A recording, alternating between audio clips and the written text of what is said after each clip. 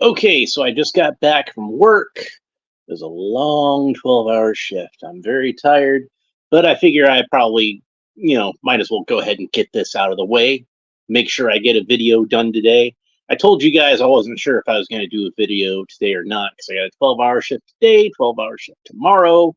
Tomorrow's 12-hour shift starts at 8 p.m., which means I don't get home until, well, I don't get off of work until 8 a.m. I probably won't get home until around like 8:30 at the earliest. So that means my one day off is pretty much non-existent. So I'm gonna wind up sleeping all day tomorrow. So so yeah, just a day of sleep. That's it. But I'm still gonna try to do some videos this week anyway, since I didn't do a whole lot last week. And I have something special for you today. And this is Mcfarlane DC Superpowers Batman. It is the gold variant of Batman. You can see there's a little seal up at the top, and it might be kind of hard to read over the screen, but what it says is Gold 40th Anniversary Edition, or 40th Anniversary Gold Edition, or Gold Edition 40th Anniversary, like however you want to read that. But yeah, basically, because it's the 40th anniversary of Superpowers, they decided to do like some gold figures as an homage to that. And we have the gold Superman, which this is the only one of these I have so far. Might be the only one of these I get like in total. But there was a gold Superman, which that was actually based on an unproduced Superpowers figure that would have come out for Superman's 50th anniversary if they had continued the line, but they wound up not. So they would have done a special Superman figure in a gold outfit. Just imagine like the regular Superman outfit, but instead of blue, they had gold. And there's a Flash, which I guess is just a design they made up, and it's basically just the Wally West Flash that I did the review of the other day. Do I still have him around here anywhere? I see the Barry Allen one, but I don't see the Wally one. Where did I put him? He's got to be around here somewhere. I don't see him. He's over here on my couch somewhere. And this big pile of stuff. Maybe he fell on the floor. I don't know. Oh well. I'm sure he'll turn up sooner or later. But yeah, that was basically a repaint of the Wally, but they replaced all the crimson on him with gold. So he still has gold boots and a gold belt, but it's like a different shade of gold because it's that more sort of matte, less metallic shade of gold, like was on the Wally figure. I don't know. I'm not too impressed with that one. Superman I've held in my hand, and I just couldn't bring myself to pull the trigger on it. Something's weird about Superman in a gold outfit. Batman, on the other hand, let's face it, he's kind of a clothes horse. Dude's had so many different variant costumes over the years, and of course, this is an homage to.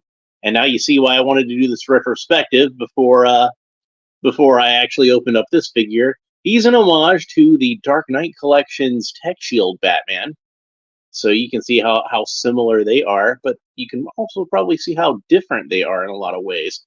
So we're going to discuss all of that. First, let's talk a little bit about the packaging. So like most figures in this line, he has the 80s or 70s style Batman logo. They were still using it by the 80s. To me, it would have made more sense if they'd made like the one from like the later 80s and the like on Batman number 400, where they basically eliminated the bat behind it and pushed the two words together, because that would have looked more like the 1989 movie logo, because that was what they used as the basis for that. But I guess they use whatever they have in the style guide. Speaking of which, you can see that the illustration of Batman over to the side, very nice piece of artwork by Jose Luis Garcia Lopez, of course. By the way, one other thing I wanted to mention is that remember Manga Batman? Here's an extra one that I have in the package. He's going to get turned into a custom later. But I noticed down at the corner they had a Batman logo in English, not just the Japanese one that we have here at the top. So I'm guessing that's a branding thing. They probably legally are obligated to put a Batman logo package for whatever reason. And you know, just kind of put it down there in the corner so it wouldn't be out of the way. I just thought I'd mention that real quick since it was on my mind. But yeah, we can see that the Batman illustration on here is colored in the standard way that we usually see Batman colored when it's a, you know, one of these 80s style illustrations with the bright blue cape and cowl, boots, gloves, trunks, all that kind of stuff. Gray bodysuit, but it's nothing like the coloration that we see on the figure, which I thought was kind of odd. Flash was the same way. I don't remember if the Superman figure had a gold suit on his artwork or not. I'll have to try to remember to look that up later because I'm kind of curious about that now. But cross-sell artwork on the back. Got a whole bunch of figures. Now, this is an earlier figure than the previous waves that I've reviewed with Manga Batman and Brainiac, Blue Beetle, Kilowog. Those are all like figures that came out after this one. This is one that I found at Walmart because they'd actually stocked the older wave that this came in with Justice Lord Superman and Zur-En-Arrh Batman and the blue Sinestro and Hal Jordan Green Lantern. Unfortunately, I didn't see another Green Lantern because I have wanted to pick one of those up, but maybe one will turn up eventually. Hopefully I can grab one. An extra one, I mean. What am I going to do with that? Oh, that's going to be a custom. What kind of custom is it going to be? Well, that's the riddle, isn't it? Oh, yeah. So anyway, let's go ahead and read the bio on the back. That's what that looks like. And it's in 3 different languages. And it's probably about the same bio we've always read on these Batman packages. But we'll go and read it again, just for the sake of being thorough. As a child, Bruce Wayne watched as his parents were brutally murdered in Gotham City's crime alley.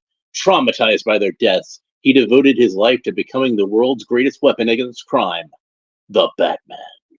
So, yeah. Oh, yeah, and the vehicles on the back, we have the Batmobile, the Invisible Jet, and the Whirly Bat. So let's go ahead and open them up. I was worried I wasn't going to find this guy. And I really wanted one because, as I mentioned in the retrospective on the Dark Knight collection, I consider Tec-Shield Batman to be probably the most important Batman action figure of all time.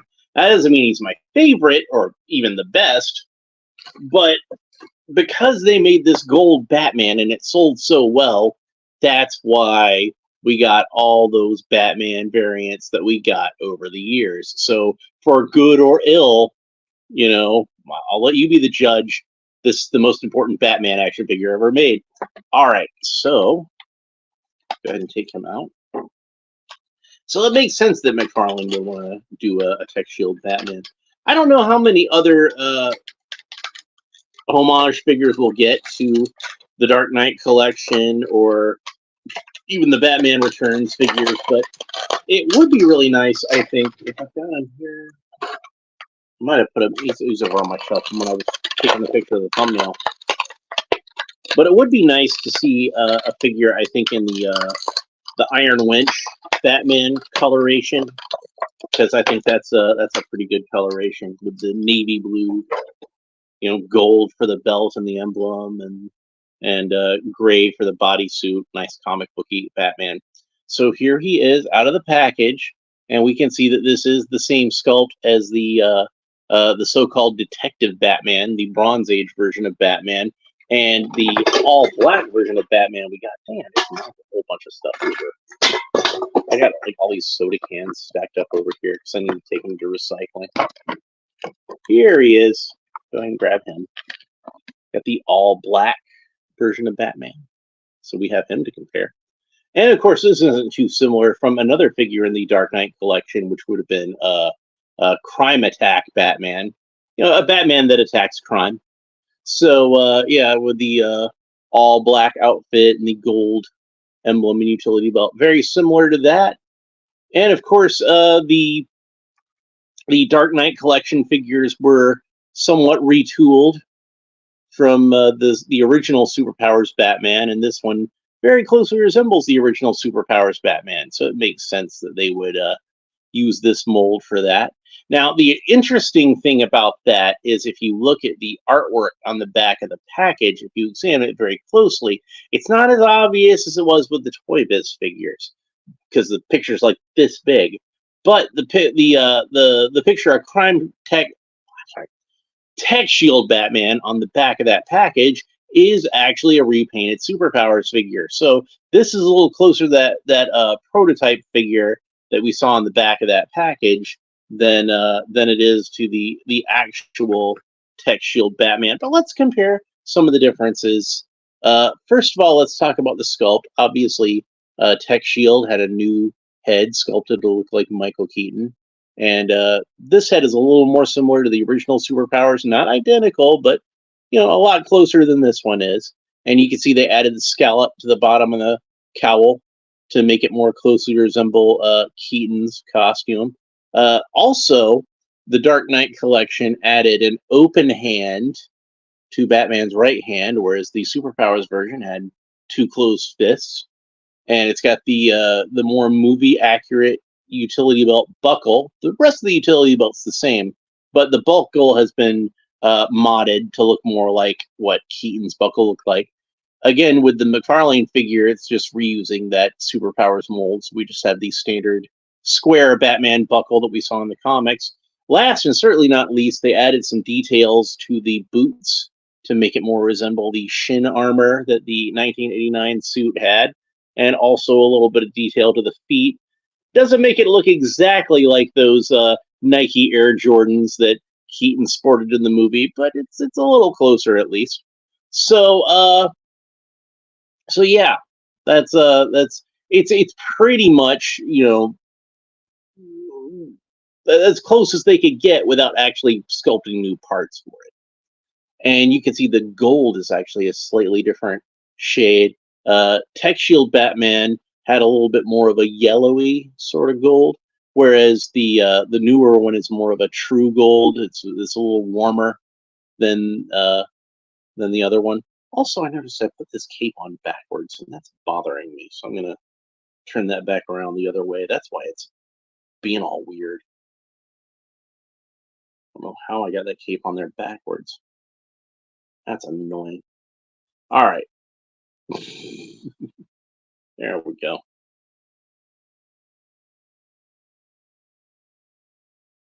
It's one of those spare capes that I found in my storage, and it must have gotten flipped around while it was in storage. So yeah, one last shot of them both together so you can see what they both look like next to each other. And then we'll go ahead and talk about the articulation. I'm going to take his cape off first. All right, so Batman's head rotates all the way around at the neck. It's a simple cut joint, but you can swivel the head back and forth and it goes all the way around. And the arms rotate all the way around the shoulders. Remember, this is a figure that's an homage to 80s style action figures, so it has that 80s style articulation. And most figures in the 80s only had 5 points of articulation. So you could rotate the head, you could rotate the arms and the shoulders, and you could rotate the leg forward and backward. And of course, Superpowers had an extra piece of articulation most figures didn't have in the 80s because they added knee articulation. And the Mcfarlane version of Superpowers very much follows that same articulation scheme. So again, very similar in terms of coloration, not exactly, but close enough, I think, to the original Tec-Shield Batman. Of course, he's got the Mcfarlane cape, which is not exactly 100% accurate to how Kenner did the capes, but it's kind of close. You could probably, if you want to have a more accurate cape, get one off of eBay or something like that. But I think for most people, they probably think this cape is close enough.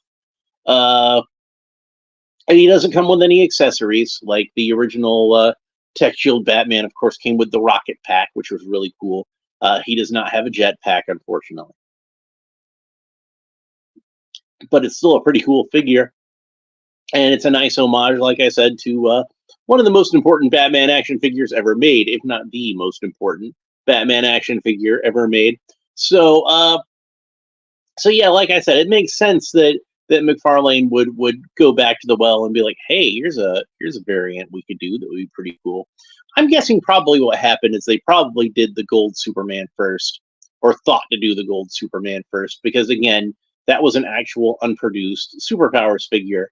And then they're like, well, if we're going to do gold Superman, might as well do gold Batman too. And then gold Flash, which came from nowhere apparently. And there's going to be more of these because I know that they said they were going to do a gold Wonder Woman and I think a gold Green Lantern. Gold Lantern? I don't know. So anyway, I'm really glad I was able to finally find this guy. I was, like I said, I was worried I wasn't going to be able to turn him up. And then there he was at my Walmart, and I had to pick him up right then and there. So I'm really happy with how it turned out. They did a good job with him. And like I said, it looks a little more like the prototype figure that we saw in the back of the packaging. So that's always a nice thing to have. One of the things that I liked about this one is he looked like the prototype on the back of the Toy Biz packaging. So now I have a prototype Toy Biz and a prototype Kenner recreation. So that's pretty cool. So oh, and there's going to be one more version of a black Batman in this mold coming in the 3-pack they've got coming with the figure and the black versions of the Batwing and the Whirly Bat. So that should be a lot of fun. So anyway, that's pretty much it for this episode. This is probably the longest Superpowers episode I've ever done. But we got some cool stuff coming this week because I got 3 Eagle Force figures in. And if you remember my review of Blockhead, I was pretty happy with how that figure turned out. And I'm like, hey, I've got some more of these pre-ordered. Hopefully they'll be showing up soon. Yeah, they show up like over a year later. I had those on pre-order for 2 years before they finally show up. So yeah, I'm excited about those, getting those open finally. So make sure you tune in for those. If you want to make sure you don't miss it, make sure you like and subscribe and all the fun YouTube stuff down below. Leave a comment. Let me know what you think about this figure. Am I just insane for thinking Tec-Shield Batman is the most important Batman action figure ever made? Like, it certainly like changed the course of the character's action figure history, and you know, I don't think that Batman action figures would be the same if that figure hadn't existed. It might not be the best. It's not my favorite, but it is very important. So that's why I've got some respect for this original figure, and why I feel like it was appropriate that Mcfarlane would pay homage to it. I'd like to see more Dark Knight collection figures and Batman Returns figures even recreated in this format. It'd be really cool to see, like I said, Iron Winch Batman would be sweet, or you know, the deep dive Batman. I always liked that one with the kind of neon yellow scuba outfit. That one was pretty cool. That could be a cool one. The wall scalar Batman that I've noted I'm particularly fond of. So lots of cool stuff they could do as far as that goes. Anyway, that's pretty much it for this episode. Thanks for watching. We will talk to you next time. Bye.